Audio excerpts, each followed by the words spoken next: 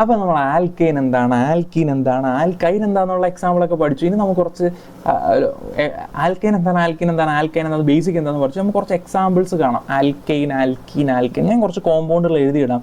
നിങ്ങളത് ആൽക്കെയിൻ ആണോ, ആൽക്കീൻ ആണോ, ആൽക്കൈൻ ആണോ എന്നൊക്കെ ഒന്ന് ജസ്റ്റ് ഒന്ന് പറഞ്ഞാൽ നോക്കാം. Okay, so CH3 CH2 CH2 CH3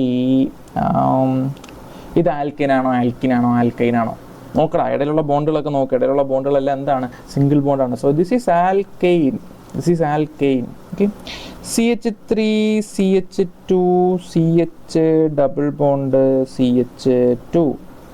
ഇടയിൽ ഒരു ബോണ്ട് എന്താണ്, സിംഗിൾ ബോണ്ട് അല്ല, ഡബിൾ ബോണ്ടാണ് അല്ലേ. അപ്പോൾ ഡബിൾ ബോണ്ട് ആണെങ്കിൽ ഇതിന് എന്തായിരിക്കും, ഇത് ആൽക്കീൻ ആയിരിക്കും. Why this is alkene? എന്തുകൊണ്ടാണ് ആൽക്കീൻ? ഇടയിൽ എന്ത് വന്നു, ഡബിൾ ബോണ്ട് വന്നു. ഇടയിൽ എന്ത് വന്നു, ഡബിൾ ബോണ്ട് വന്നു. ഇനി ഇതിനിടയിൽ എപ്പോഴെങ്കിലും എന്ത് വന്നു കഴിഞ്ഞാൽ, ട്രിപ്പിൾ ബോണ്ട് വന്നു കഴിഞ്ഞാൽ എന്തായിരിക്കും, ആൽക്കൈൻ ആയിരിക്കും. ഓക്കെ, ഞാൻ ഇതിനെ കൂടുതൽ എക്സ്പ്ലെയിൻ ചെയ്യേണ്ടെന്ന് എനിക്ക് തോന്നുന്നു. കാരണം നിങ്ങളെല്ലാം 9ാം ക്ലാസ്സിൽ പഠിച്ചതാണ്. ഞാനൊരു ഒരു സപ്പോർട്ട് എന്നുള്ള രീതിയിലാണ് ഇത് പറഞ്ഞു തരുന്നത്. ഓക്കെ, സോ ഇനി നമ്മൾ പഠിക്കാൻ പോണ കാര്യം നോമൻക്ലേച്ചർ ആണ്. നോമൻക്ലേച്ചർ, ഒരു കോമ്പൗണ്ടിന് എങ്ങനെ പേര് കൊടുക്കാം. നോമൻക്ലേച്ചർ എന്ന് പറഞ്ഞാൽ കോമ്പൗണ്ടിന് പേര് കൊടുക്കുന്ന പരിപാടി. ഓക്കെ, സോ ഇനി വളരെ ഇൻട്രസ്റ്റിംഗ് ആയിട്ടുള്ള ടോപ്പിക്കുകളാണ് വരാൻ പോണത്. ഓക്കെ, സോ കുറച്ച് ബേസിക് കാര്യങ്ങൾ നമ്മൾ 9ൽ തന്നെ പഠിച്ച കുറച്ച് ബേസിക് കാര്യങ്ങളുണ്ട്. അതുകൂടെ കഴിഞ്ഞിട്ട് നമുക്ക് നേരെ 10ലെ ടോപ്പിക്കിലോട്ട് പോകാം. Okay, by.